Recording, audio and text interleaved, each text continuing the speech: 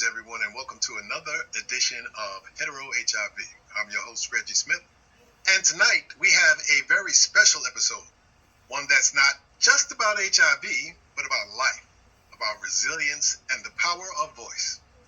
I'm joined by some of my closest friends and associates and fellow advocates, heterosexual black men who have been doing this work for years.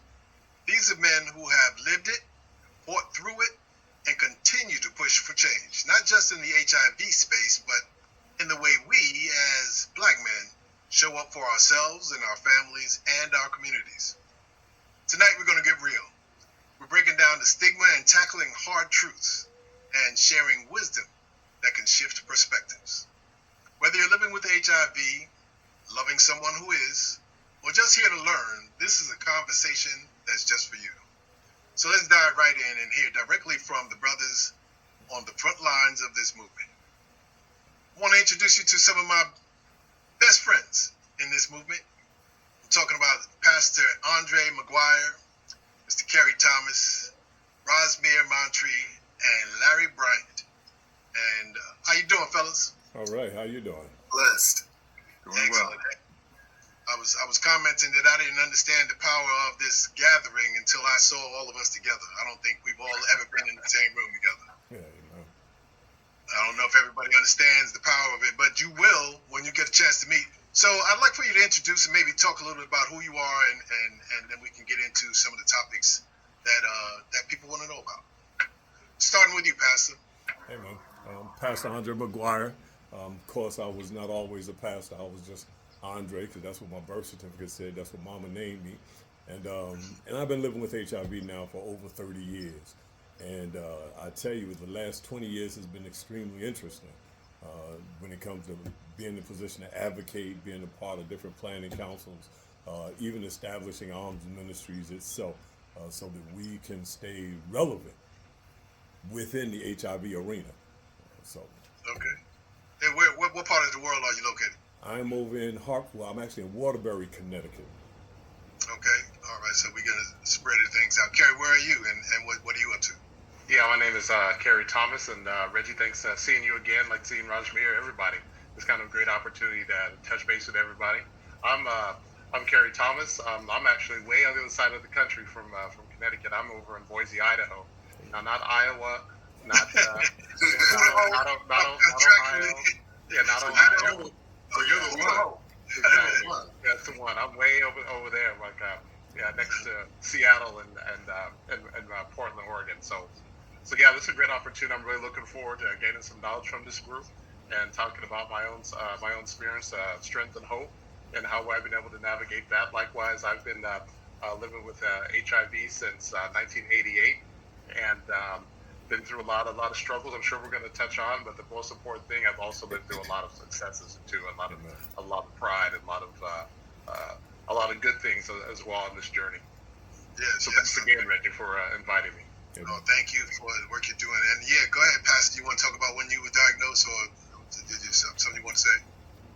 No, I was actually, I'm glad that we are here as a group, because generally speaking, whenever I go somewhere and be dealing with anything related to HIV, it seems as if I'm the only heterosexual male present. So it's a blessing to be able to see that I'm not all by myself, and we are from different parts of the country, but I believe, unfortunately, we'll probably wind up having some of the same experiences. Yes. When were you diagnosed, Pastor? In 1992. All right. That was a gift that I brought out of active addiction with me. Okay. Well, welcome. Rosmere, what's your story? Okay, my name is Rosmere Montree. I'm a house music producer and HIV counselor from Newark, New Jersey. My man. I've been positive for 23 years. Don't get me wrong, but it's been a blessing for me. Mm-hmm. It's given me purpose. I too came through Narcotics Anonymous and got clean. And they said that when you get clean, you go to the doctor. I went to the doctor, got tested, and they said I was negative. I continued my same behaviors for 14 months, and someone said, you know, some of the women you've been with, you should go get tested again. got tested. They said I was positive. You know, the one thing about me was that I started talking about it from day one, because I knew that if I kept my mouth shut, I would wind up infecting somebody. Amen. So I was going to meetings and raising my hand every time I got HIV, you know, and people got to know me, and I was able to get to know them without having to put up a wall. And I'll tell you more once we get into this stuff. No, and I'm glad you did. Thank you very much. My man, House Music is in the house. Larry. Yes, good evening, everyone. It's Larry Bryan. I was almost going to do that robotic Zoom welcome that we all do on webinars. Let me break out of that. Okay. So Don't do that, Larry. Don't do that. I'm Larry. First of all, it's a blessing. It's a privilege to be sharing this space and time with you three and the people behind the scenes as well. Always fortunate to have one of these conversations. Diagnosed at 18, 39-year long-term survivor. I don't get many opportunities. I haven't had many opportunities in my life, not just my HIV positive life, but my life as a whole, to have these types of conversations. So I value this space and time, and I'm thankful to you, Reggie, for putting this together. Amen.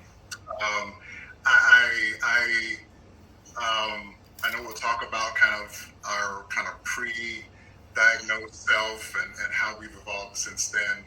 But I'm really interested in how we continue to evolve, especially when we speak about, the world around us and how it's shifting under our feet. I mean, things will be slightly different by the time this recording ends. So I try to check in on my friends, colleagues, of course, my family, and just make sure everyone is still present and as passionate as we are about having spaces like these and the work that we do, our day jobs. Me with Reunion Project, we all have our day jobs.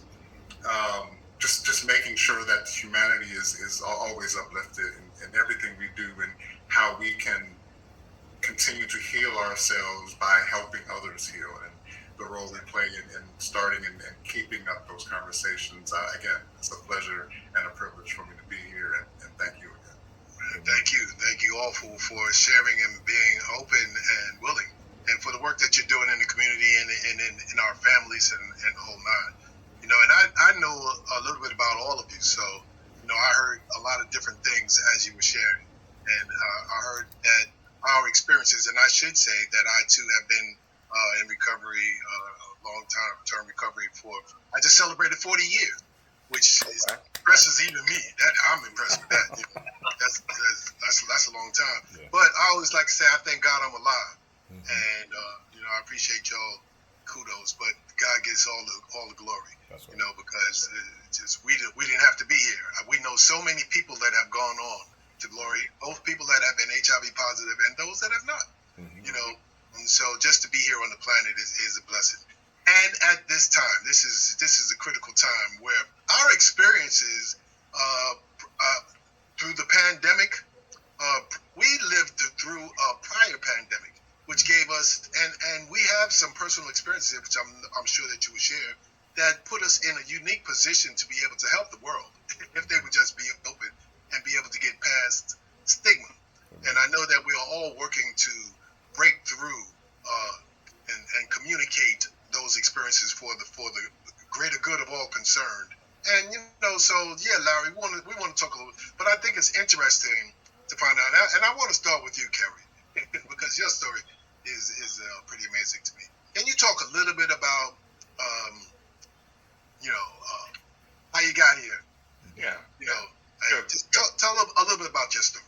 Yeah, like you said, I'm living over here in Boise, Idaho. I was my father was in the military, and so and he retired, and he decided that he was going to move to Idaho at that time. So I was raised here. I went to high school here.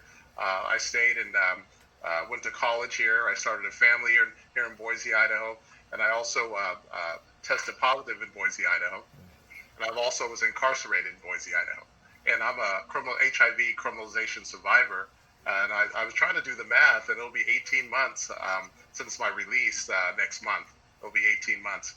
And Idaho has a HIV criminalization statute. I'll never forget the number, Idaho Code 39608. And I was convicted for not telling my sexual partner, my girlfriend at the time, that I was living with HIV. I like to phrase it a little differently. I couldn't prove that I told her that I was living with HIV, which is a little different. There was no transmission. There was I used a condom with my version. We had the conversation. I did everything that we're told that we need to do, and the media frenzy and the stigma behind it was just intense.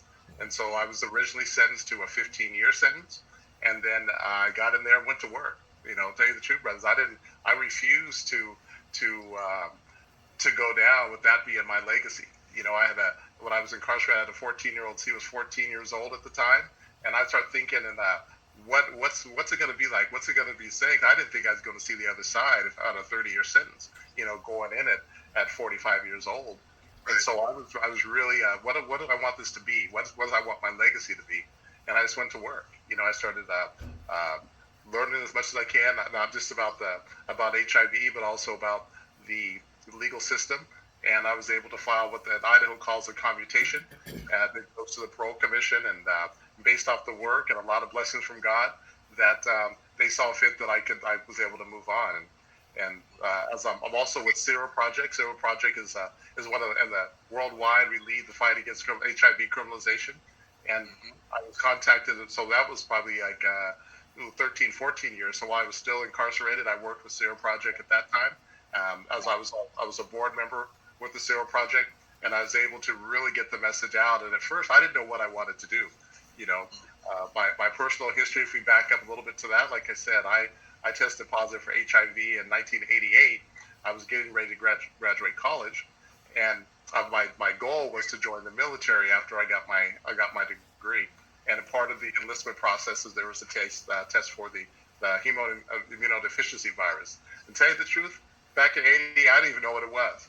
You know, and when I got the call back, and they said, "Yeah, you've come in contact with someone who had the HIV virus." And I didn't know what they were talking about, to tell you the truth. I mean, as naive as that was, and it's sad to say that in hindsight, but I thought there was something else, and I would just get a shot and go about my day. And they broke it down a little bit more, and I just still didn't understand what they were talking about. And then they said, "Oh yeah, that's the virus that causes AIDS." That I'd heard about. I had heard about AIDS before, and I was like, "How? That's me?" And the biggest thing I remember, at least what I recall them saying, is you know, when you remember the old what was that, the Peanuts cartoons, when the teacher would like wah wah wah. But all I heard was wah wah wah 6 months, wah wah wah, maybe a year, wah wah wah, maybe 2 to 3 years if you're lucky. And then, is there anything else we can do for you? Yeah. And of course, the weight of that, I was like, no, I'm good. I walked out, I called my sister, then I called my parents, went over to their house, and I really started making plans to die. You know, I believed them that, and I share all the time that I didn't take a sober breath for probably about a year. You know, 6 months to a year, I didn't take a sober breath, and I made my peace, which I thought I had made my peace, and was ready to go. And there was just this older gentleman in the program in AA came by the door and said, "We got to get you to the clinic." And I got to the clinic, and you know, I'm snotting and tears, and this is it. I'm at my 6 months, almost a year, and I'm sure that. And Dr. Kevin Clifford, I'll never forget this man's name, and he came in and he kind of was laughing, and I'm thinking, what you laughing at? You know, this is it. Everything that the military doctor said is happening right now. And he said, "No, when's the last time you had a hot meal, or when's the last time you had a good bath?" And I said, "What are you talking about, Doc?" And he said, "No, you're not. HIV isn't going to kill you. You know, it's your lifestyle that's going to kill you. You got to get on track." And from that moment, when I started educating myself and learning more as much as I could. Fast forward 2008, I was involved in a relationship with a female, and things fell apart. And he chose to go to the police. That's a little bit longer detailed story. It's not the point here. And through the trial and everything else, I was sentenced to a 30-year sentence. It was 2 counts of 15, but to run back to back, to run consecutively, and so which adds up to 30 years by potential police by release. While I was there, and one thing about Stigma that's amazing is that with all the things going on and all the focus on the media and everything, the one thing they did not talk about was HIV. Everything was about my character, about how I was a predator, all the list of things, but they never one time talked about the truth behind the HIV virus.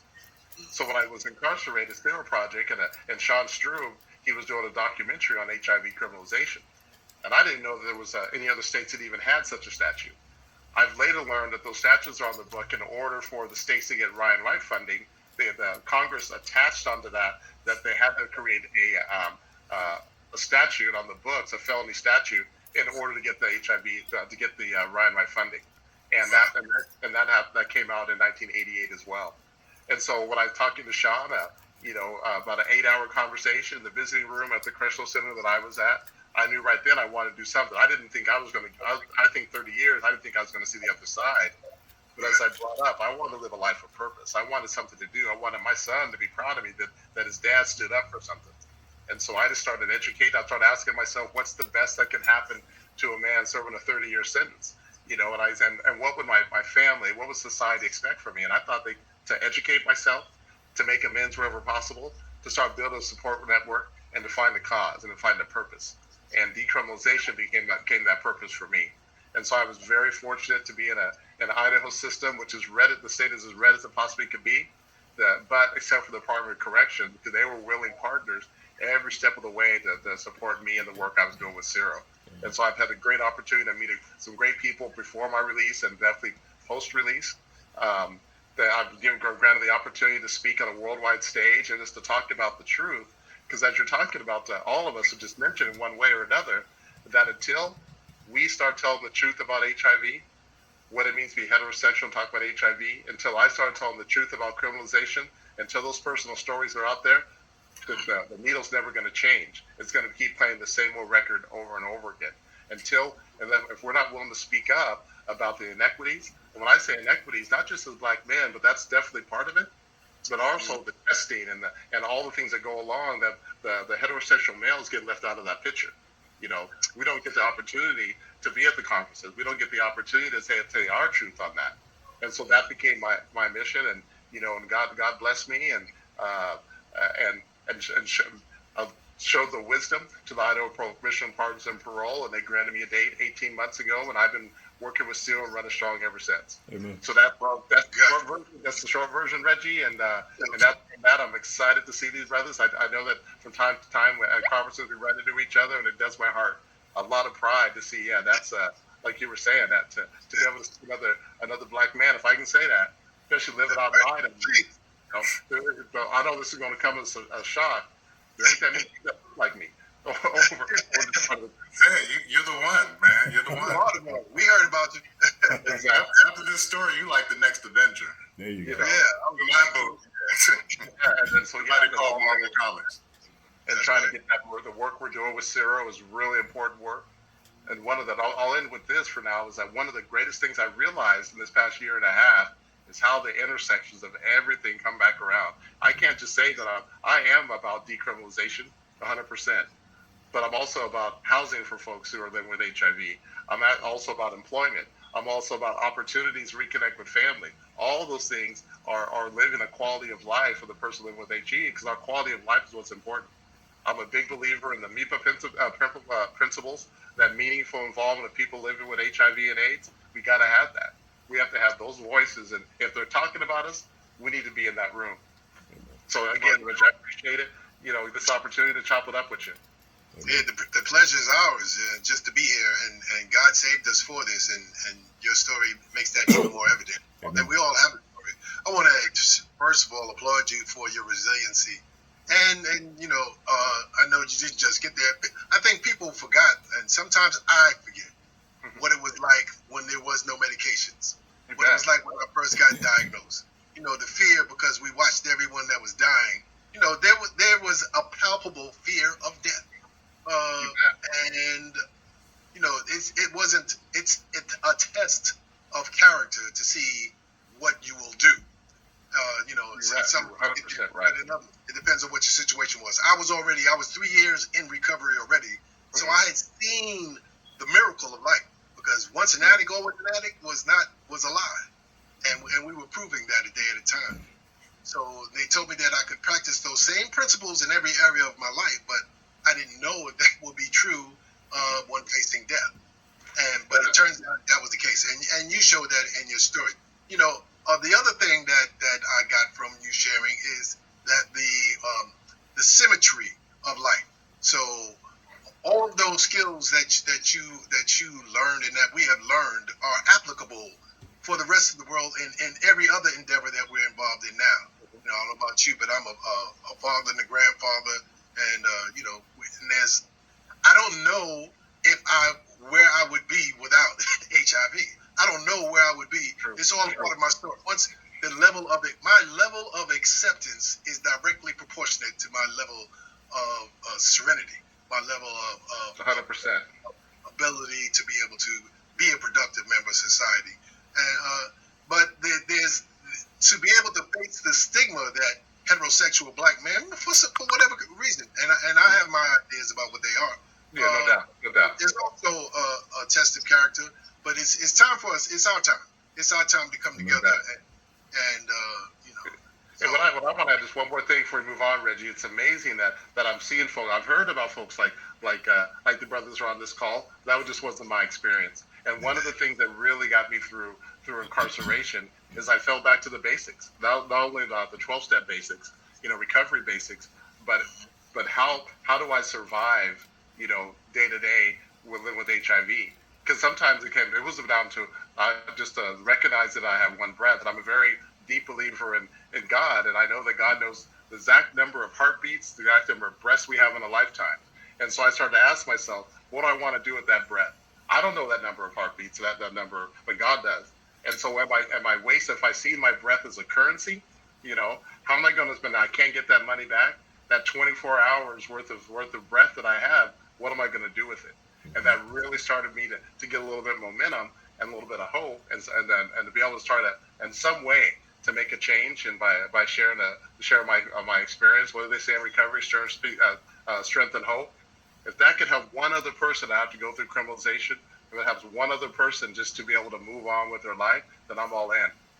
That's right. You talked about legacy. That's important. But as black men, you talk about the injustice of the laws that would incarcerate a man. But being a black man living in America, what do we expect? What? Right. And we're seeing that now. And but you also talked about Razmir. So tell us a little bit about what you're going through, what you've been through, how you got here. I know a little bit. Okay. As I said before, I was in recovery. Been in there for a little more than a year. And okay, let me go back. I just turned 65, and I say I'm losing my memory now. So, but boy, I'm really losing memory. The reason I asked you was because we share, and I know a little bit about what you're going through now. Mm-hmm.